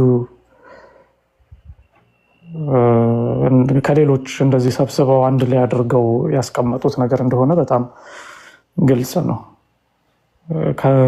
ከክርስትና ምንፍቅና ትምህርቶችም ጭምር ማለት ነው። የትኛው ትክክል ነው የሚለውን ነገር በቅጡ ካለመረዳት ከፍቅር ሲዝም ብሏል። ከፍቅር ሲዝም ቢወስድ ኖሮ ጥሩ ነበረ። እሺ ነገር ኮንፊውዝ የሚያደርግ ነገር የለም እዚህ ሀሳብ ላይ እንደው እስልምና የትኛውን መንገድ ነው ራሱ ጀነት የሚያስገባው የሚለው አሁን መምህር ያመጡት ሐዲስ አለ። እንደገና ክርስቲያንና አይሁዶች መስዋዕት የሚሆኑበት አለ። እንደገና ደግሞ ራሱ አላህ ራሱ የሚለው እኛ ሁሉም ሰው ጀነት እንዲገባ ፍላጎቱ የለንም የሚለው ሀሳብ አለ። ሰው በመልካም ስራ ይገባል የሚለው አለ። እንደው የትኛውን ይዘው ነው ተጉዘው እዚህ ግብ ላይ ሊደርሱ የሚችሉት የሚለው ሀሳብ ራሱ እኮ ትንሽ በጣም ኮንፊውዝ የሚያደርግ ይመስለኛል። ልክ መጽሐፍ ቅዱስ እንደሚለን አንድ መንገድ ነው ያለው፣ አንድ ህይወት ነው ያለው እንደሚነግረን አለም በአባቴ ቤት እያለ ጌታ ኢየሱስ ክርስቶስ ስፔሲፊክ የሆነ ነገር እንደሚነግረን አይነት አይደለም። እና ይህ ሁሉ የትኛው ነው ትክክለኛው መንገድ? አሁን መምህር የሚሉት ነው ክርስቲያኖችና አይሁዶች መስዋዕት የሚሆኑበት ነው፣ መልካም ስራ የሰሩ ናቸው። እንደው የትኛው ነው የሚያደርሰው እዚህ ግብ ላይ የሚለውም እኮ ትንሽ በጣም ኮንፊውዝ የሚያደርግ ነው። እና አብዛኛውን ደግሞ ከሰዎችም ከጂኒዎችም ለምን ፈጠረ ይላል፣ ለጀሃነም ፈጠርን ደግሞ ይላል መልሶ። ሌላ ቦታ ላይ ደግሞ ሰዎችንም ጂኒንም እንዲገዙኝ እኔ እዚህ ሀሳብ ላይ ሙስሊሞች ምን መናገር እንደሚችሉ አላውቅም።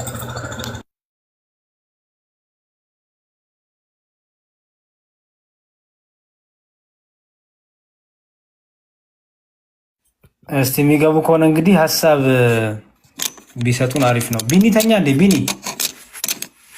ቢኒ የሚተኛው ነገር አለው ከዛ ይነቃል ማለት ላይ።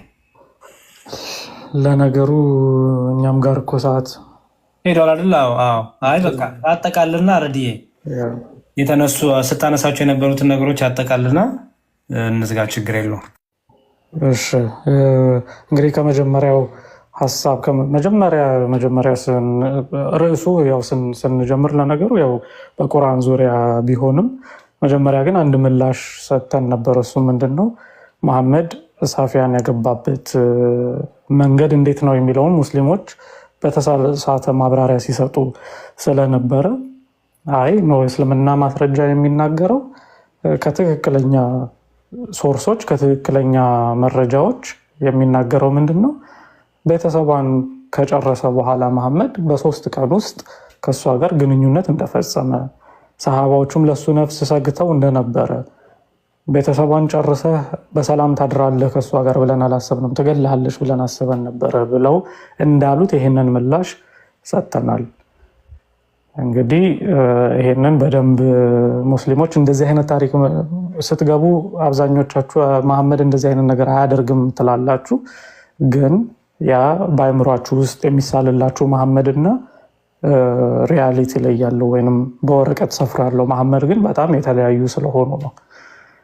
እውነቱን መጽሐፍትን ገለጥ አድርጋችሁ ብትመለከቱ መሐመድ ምን አይነት ሰው እንደዚህ አይነት ሰው እንደነበረ ለዚያውም እችን ሴት ከጓደኛው ላይ ነው የወሰደው። በነገራችን ላይ ከጓደኛው ላይ ወስዶ በ7 ባህሪያ ከጓደኛው ላይ ወስዶ አዲስ ሙሽራ ነበረች። ያው ጓደኛው መጀመሪያ የኔ ከጦርነት የተማረኩ ሴቶች ለኔ ትገባኛለች ብሎ ወስዶ ነበር። መሐመድ ግን ቆንጆ እንደሆነች ሲሰማ ከጓደኛው ላይ ወስዶ ለራሱ እንዳደረጋት በ3 ቀን ጊዜ ውስጥም አግብቶ ከሷ ጋር ግንኙነት እንደፈጸመ ቤተሰቦቿን ከጨረሰ በኋላ ማለት ነው እንደፈጸመ ነው የእስልምና ታሪክ የሚናገረው። ይህንን መሐመድ አድርጓል? ያው በሚገባ አድርጓል። እናንተ እንዴትም አድርጋችሁ አብራሩት። አይ ጦርነት እኮ ስለነበረ ነው እንደዚህ ነው እንደዛ ብላችሁ አብራሩት። ግን አድርጓል። ይህንን ምንም ጥያቄ የለውም። ይህንን አውርተንበታል። ከዛ በመቀጠል በቁርአን ዙሪያ እስልምና አንድ መጽሐፍ አይደለም ያላችሁ፣ መጽሐፍቶቻችሁ ብዙ ናቸው። ይሄ ደግሞ የመጣው ቁርአን የሚባለው ነገር በጣም ውጥንቅጡ የጠፋ መጽሐፍ ስለሆነ የትኛው ነው ትክክለኛው የሚል መለየት ስላዳገታቸው እንዲሁ ወደ 20 የሚጠጉ መጽሐፍቶችን በቃ እነዚህ ሁሉ ከአላህ ነው የመጡት የሚል ውሳኔ ወሰኑ እንጂ መጽሐፍ የሚባል ነገር እንደሌላቸው።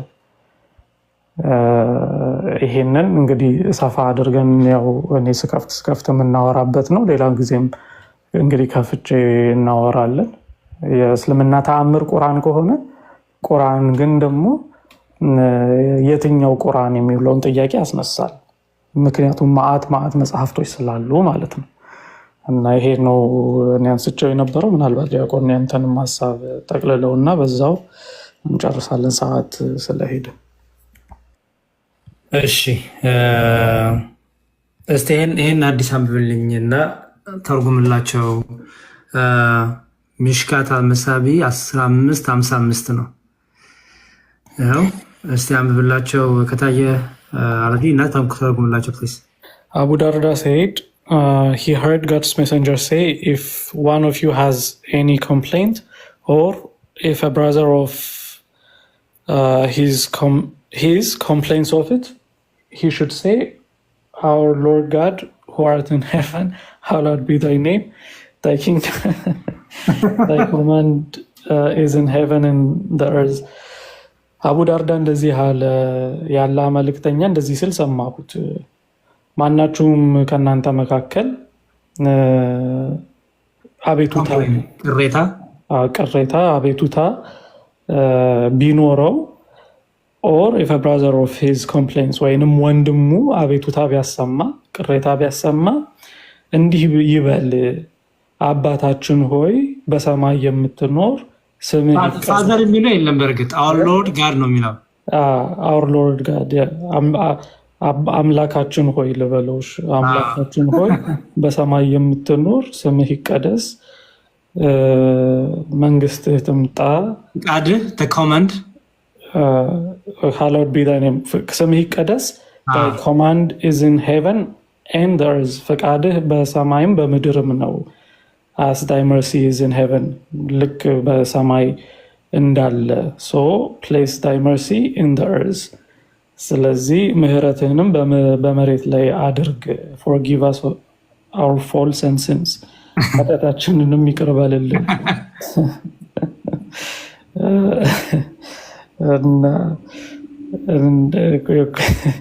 በካርቦን አስደግፈው ነው ሁሉ ኮፒ ያደረጉት። thou art our Lord of the good ones. አንተ የደጎቹ ጌታ ነህ. Send down some of thy mercy and some of thy healing on this pain and it will be cured. ስለዚህ ምህረትህን አውርድልንና አድነን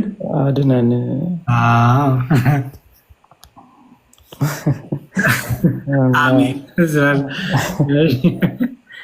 ይኸው ምሽካት አልመሳቢ 15:55 ላይ ያላችሁ ቡክ 5 አዲስ 33 ላይ ኦኬ። ሶ እንግዲህ ይሄ አባታችን የሚለው ጸሎት በማቴዎስ ወንጌል ላይ የምታገኙት ነው። ማቴዎስ ወንጌል ምዕራፍ 6 ላይ ከቁጥር 10 ላይ የሚገኝ ነው። እንግሊዝኛውን ብታዩት ኦልሞስት በቃ አባታችን ማለት ነው የቀረው እንጂ ኦልሞስት እንዳለ አይዲያው ተወስዷል፣ እንዳለ የጸሎቱ ክፍል ተወስዷል። አባታችን የሚለው ብቻ ቀርቷል። ምክንያቱም ያው በእስልምናው አላህ አባት ስለማይባል ማለት ነው። ተረፈ ግን በሰማይ ፍቃድ እንደሆነች እንዲሁም በምድር ትሆን ትእዛዝህ እንደዚህ ኃጢአታችን ይቅር በለን ምናምን የሚለውን ታች ያው አመጣውና አክመን በሚል ፈውሰን በሚል ተቀምጧል። ሴም ኮንሰፕት ነው ያለው። ይሄን ለማድረግ አስፈለገ የታወቀ ነው። ከኔ ጋር ተነስቶ የነበረው ሀሳብ ምንድን ነው? በእስልምናው የዘላለም ህይወት መቼ ነው የሚገኘው የሚለውን ነበረ። በቃ ያው ብዙ ሰዓት ባኬን ፎርዝ አድርገን ከወንድማችን ጋር አወራን፣ ግን ያው በቂ መልስም አላገኘንም። የሚታረድ በግ አለ። ሞት በበግ መልክ መጥቶ ይመጣል እና እንግዲህ እስከዛ ሰዓት ድረስ ሞት አልተገደለም ማለት ነው። እስከዛ ሰዓት ድረስ እንግዲህ ከሞት ተቀስቅሰው ያ ሞት በበግ መልክ እስኪመጣ ድረስ ሞት ሰልጥኗል ማለት ነው። ሁለተኛው ሞት ነው ይሄ። ባይዘወይ ስናት ይሄ የመጀመሪያ ሞት አይደለም። የመጀመሪያ ሞትማ ሞቶሊክ ተቀሰቀሱ እኮ በቃ። ሁለተኛው ሞት ነው እንግዲህ አሁን በእኛ በመጽሐፍ ቅዱስ ሁለተኛ ሞት አያገኛችሁም የተባሉ ማለት ነው እኛ። ምክንያቱም ኦልሬዲ ሁለተኛ ሞታችን አስቀድሞ ክርስቶስ ስለገደለው እኛ ሁለተኛ ሞታችን እንዲገደል ከሞት መነሳት አይጠበቅብንም። እንሞታለን። ቅዱስ ጳውሎስ እንዳለው በቆሮንቶስ መልእክቱ ላይ ስንነሳ የፍርድ ቀለት በአዲስ ሰውነት በሰማያዊ አካል በማይበሰብስ አካል በመንፈሳዊ አካል እነሳለን። ዘላለማዊ በሆነ መንፈሳዊ በሆነ አካል እነሳለን ማለት ነው። ስለዚህ ከዛ በኋላ ከተነሳን በኋላ ሞት በበግ መልክ መጥቶ ይገደላል የሚባል ነገር የለም። ኦልሬዲ ሞታችን በክርስቶስ መስቀል ላይ ሞታችን ተገሎልናል። የሚገደል ሌላ ሞት የለም። እንደዛ ከሆነ አሁን የሚገደል ሌላ ሞት ካለ ጌታ ድጋሚ መሰቀል አለበት ማለት ነው። እንደዛ ደግሞ አናምንም። ጌታ በመሰቀሉ ያገኘነው ምንድን ነው? ሞታችንን ሞቶ ሞታችንን ገሎ ተነሳለን። ስለዚህ ትንሣኤ ሙታን ታወጀ ማለት ነው። ስለዚህ በክርስቶስ ላመኑ ሁለተኛ ሞት አያገኛቸውም የተባለውም ለዛ ነው። እና ክርስቲያኖች ሁለተኛ ሞት አያገኘንም በክርስቶስ ያመንን። ያላመኑ ግን የመጀመሪያው ሞት ሁለተኛ ሞት ያገኛቸዋል። የትኛው ሁለተኛ ሞት? በበግ መልክ የሚመጣው በነጭና ጥቁር መልክ በግ የሚመጣው ነው አይደለም። የሚታረደው አይደለም። ሁለተኛ ሞት ተባለው በጌታ ባለማመናቸው የሚፈረድባቸው ወደ ዘላለም ቅጣት የሚሄዱት ማለት ነው። እና ይህንን በደንብ ክርስቲያኖች በደንብ ልታውቁት ይገባል። አይ ዶንት ቲንክ ሙስሊሞቹም የዘላለም ህይወትን በተመለከተ ኮር የሆነን የክርስትናን ፖይንት እና የነሱን ፖይንት ዲፈረንሱን አንድ አይነት ይመስላችኋል ይመስለኛል። ትልቅ ልዩነት እንዳለው እሱን ነበር ማሳየት የሞከርኩት በእኔ በኩል። እናመሰግናለን አርዲ ስላስተማርከንም ስላስገባን ስለሰበሰብከንም ታንኪ በጣም አድኖ ነጄፎር ነመሊክ ሀሳብ ካለች ይቀጥሉ ወይ ስለተኮረጀ ነገር ስናወራ እንደ እሷን አንስቼ እንጨርስ ብዬ ነው። ሱራ 1934 ላይ ደግሞ ቁርጡቢ ተፍሲር ላይ ኢየሱስ ክርስቶስ ቁስቋም ማርያም ቤተክርስቲያን መጥቶ ነበር የሚለውን ታውቀዋለህ? ካላውቀውም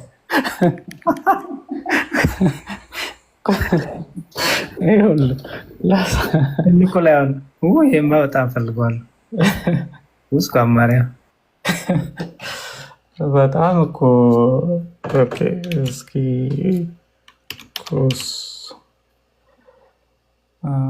ኦኬ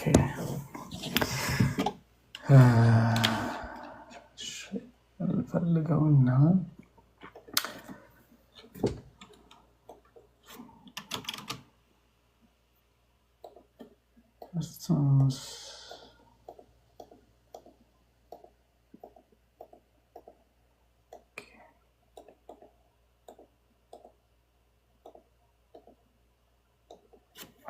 Egypt. Okay, it's one of the history features. Messiah was born with Joseph that the carpenter and room get up. Okay, when they arrived in Egypt, they stopped at the balsam well outside Cairo and washed his clothes on the oil. Mixed Christians are baptized for this reason. Egypt had a great value to Christians like the during the Messiah. Okay.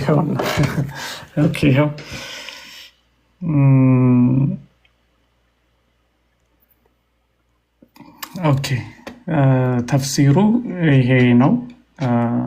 ያው ተፍሲር አልቁርጡቢ ሱራ 19 34ኛው አያ ማለት ነው። ያው አረብኛውን ወደ እንግሊዘኛ ተርጉሜውን ይሄንን ወስጄ ትራንስሌት ብየው ረጅም ነው እንግዲህ ሐሳቡን ግን ከዚህ ጋር ኢብን አባስ እንደዚህ አለ ካለው ጀምሮ ላምብላችሁ። ኢብን አባስ እንደዚህ አለ መርየም በከዝኗ በኤልሳቤጥ በኩል ማለት ነው በኤልሳቤጥ በኩል አለፈች and with her was her son ከሷ ጋርም ልጇ ነበረ to Egypt ወደ ኢጅፕት አልፋ በኤልሳቤጥ በኩል አርጋ አልፋ ወደ ኢጅፕት ሄደች where they stayed for 12 years until the king they feared died. This was mentioned by al-Mawardi. በግብፅም ለ12 ዓመት ቆየ የሚፈሩት ንጉስ እስከሚሞት ድረስ ንጉስ ሄሮድ እስከሚሞት ድረስ ለ12 ዓመት በግብፅ ቆዩ። This was mentioned by al-Mawardi ይህንን ነገር ጠቅሶታል አለ። the author say ቁርጡቢም እኔ እንደዚህ እላለሁኝ አለ It is found in the history of Egypt, as I have seen, and in the apparent text of the gospel.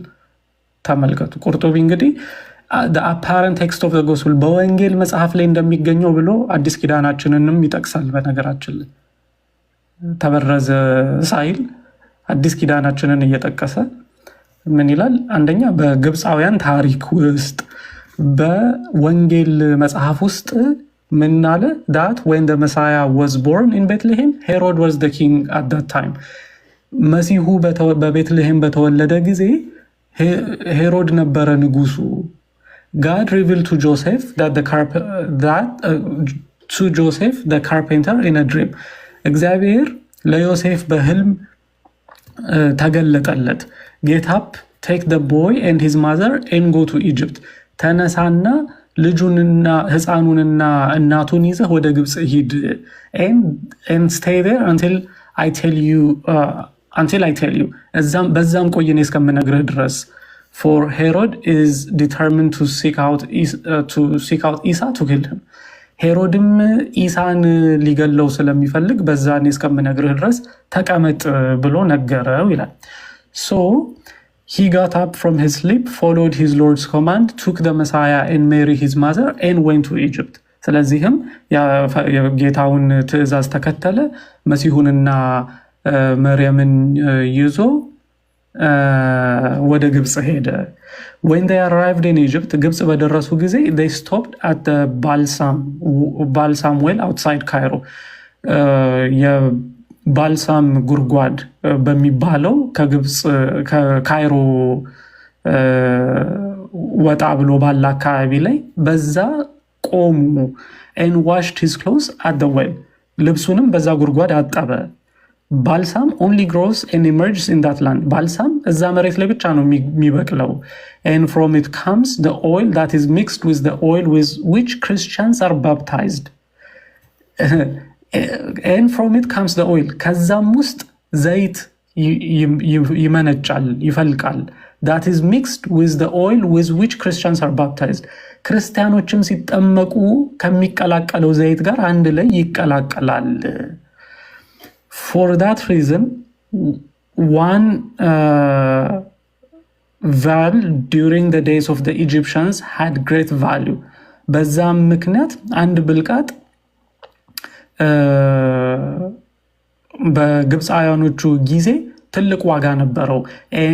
and kings of Christians like the kings of Constantinople Sicily, Abyssinia, Nubia, and the Franks and others greatly cherish such gifts from the kings of Egypt more than any other gift. እነዚህ የተለያዩ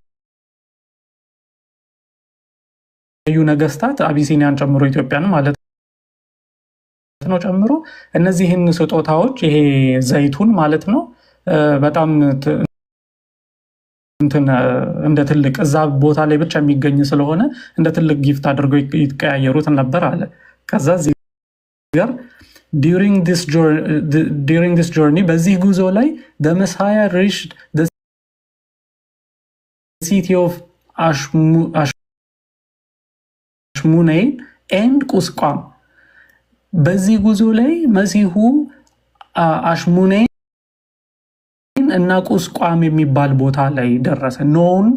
known now as አልማህራቅ፣ ዛሬ ላይ አልማህራቅ ተብሎ የሚታወቀው። for that reason Christians venerate it to this day and come to it for Easter from everywhere። በዚህ ምክንያት ክርስቲያኖች እስከ ዛሬ ድረስ ይህንን ነገር ያከብሩታል። ለፋሲካም እዚህ ቦታ ላይ ይመጣሉ። because it was the farthest place he reached in Egypt። ምክንያቱም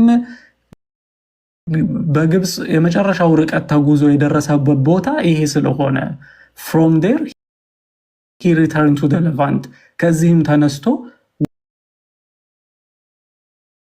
ወደ ሌቫንት ወደ እስራኤል ማለት ነው ተመለሰ ይላል። ቁስቋም ከደረሰ በኋላ ያው ማርዲ the same story ነው ኮፒ ያደረጉት። the same story ነው የወሰዱት። የሚገርም ነው። የታኦፎሎጎስ የሚባል አንድ የእስክንድሪያ ሊቅ ጳጳስ አለ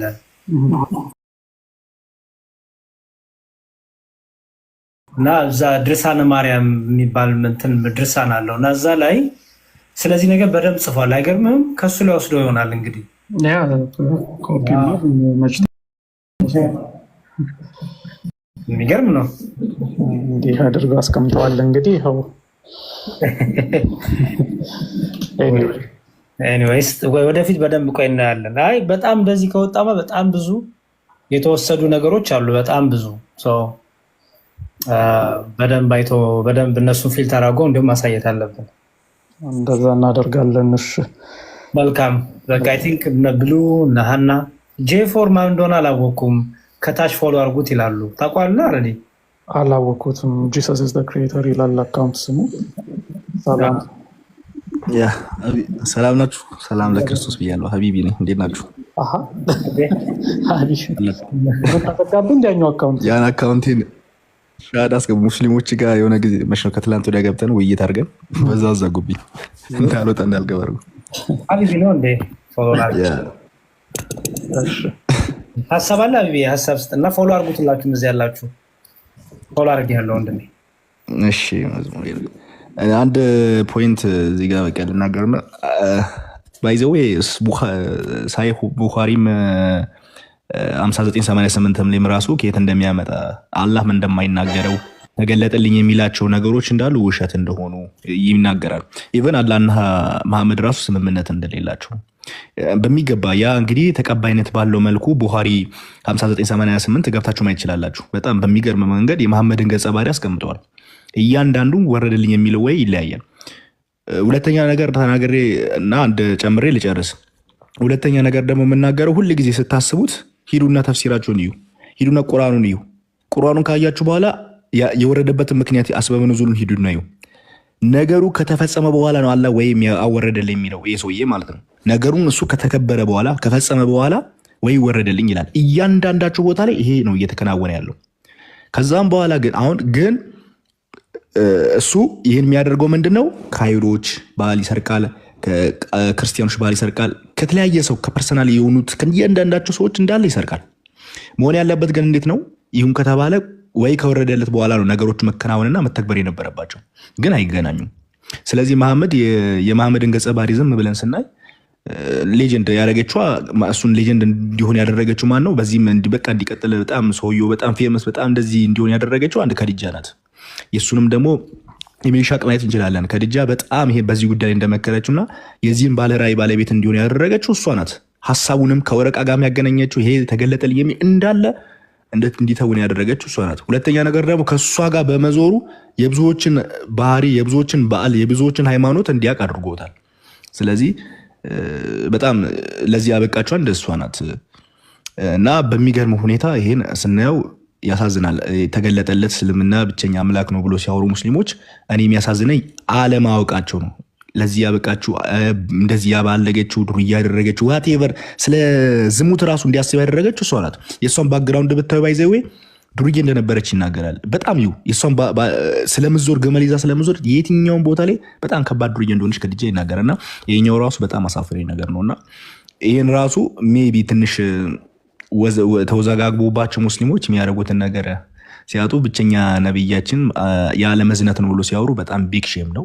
እስልምና አንድ ነው ማለት በጣም ቢግ ሼም ነው እና ከተኮረጁ መጽሐፍቶቹ ቀደም ምሽካት አልመሳቢ ላይ ማለ ብዙ ቦታ ላይ ያለ የሃይሮች አቀባበር በብዙ ቦታ ላይ ኮርጆል ማመድና አላህ ራሱ አንድ ነገርን ምንድነው ከዚህ የምንረዳው አላህ አዲስ ነገርን ክሬት ማድረግ አይችልም። ፈጠረ የሚለው ሳክስ ክሬት ማድረግ የማይችል አምላክ ሊሆን አይችልም። ይሄኛውን በዚህ እንረዳለን። ስለዚህ ሙስሊሞች ቢያንስ ካላ እንኳን እኛ እንሻላለን። እኛ ስሙን ያን ነው የምንላችሁ።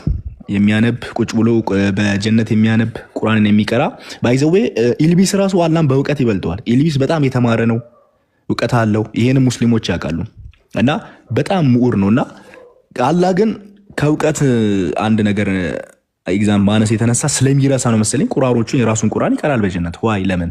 የራሱ አንድ ነገር ያጠራጥራልና ኤኒዌይስ ብዙ አንስታችኋል። አሪዲም ደክመሃል።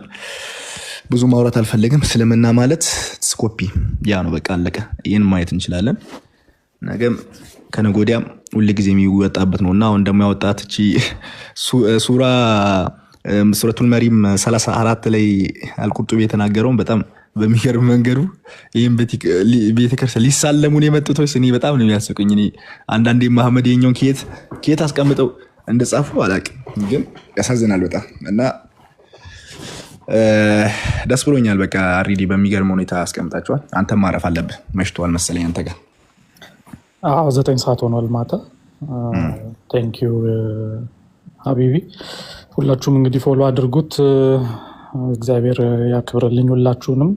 ቆጭ ብላችሁ ላደመጣችሁ ለቆያችሁ አብራችሁን እንግዲህ በቀን